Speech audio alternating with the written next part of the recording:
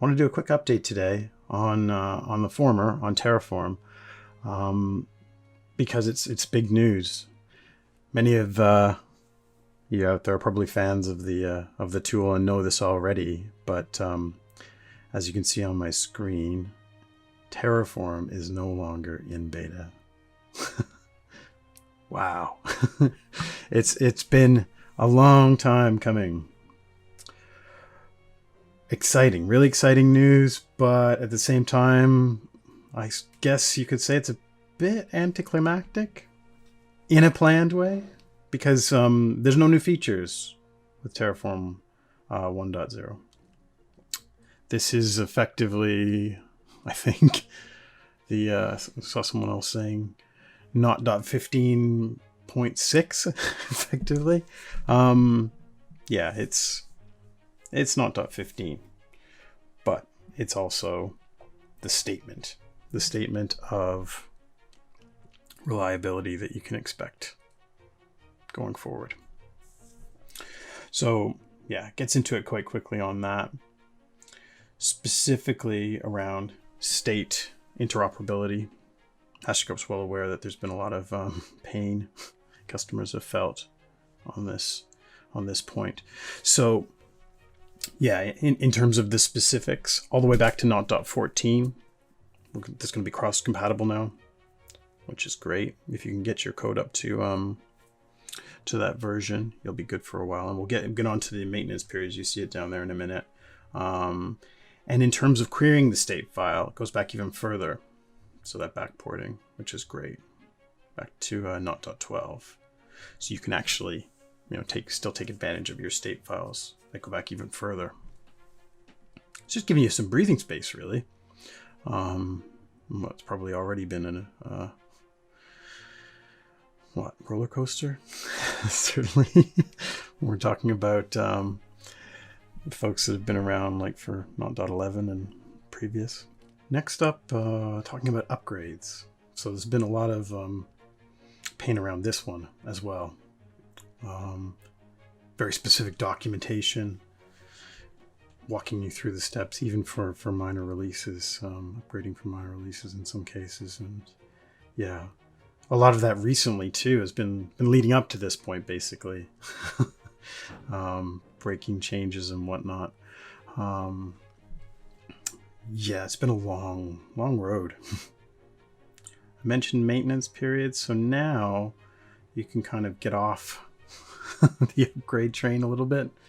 18-month window now, which means that you'll be,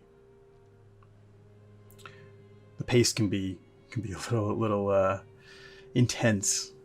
I think of Vault specifically now, but Terraform as well. So yeah, HashiCorp, they'll have security fixes in that time, but we're not talking about new features and things.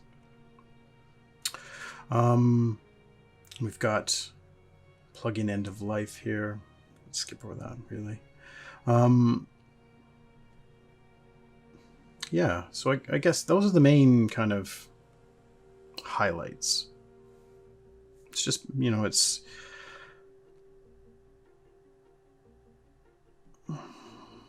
it's been a long road. I'd recommend actually reading the keynote, or watching the keynote as well, from HashiCorp Europe, which finished up the beginning of last month.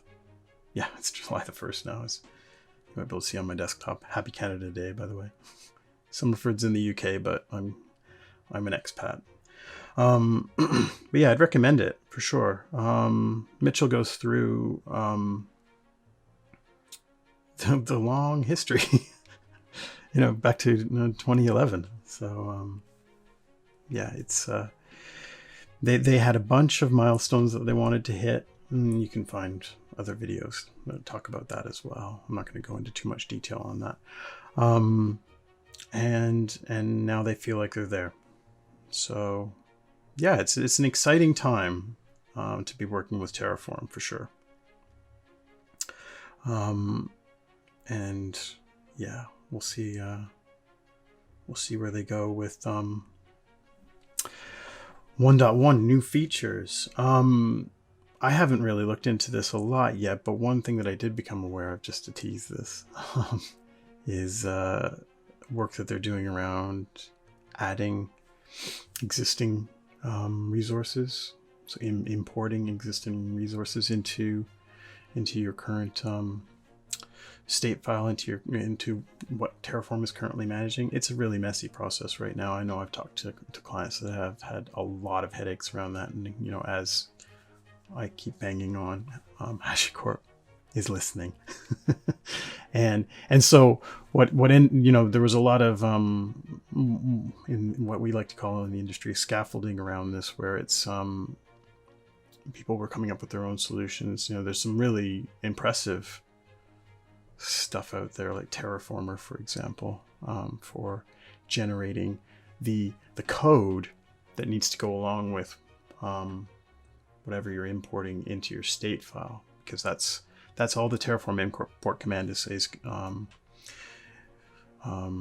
capable of dealing with right now. It will generate the content for your state file, but then if you were to do any sort of refresh or whatever without updating your code, there would be a whole lot of destroys planned. So it's about generating that code based on those resources.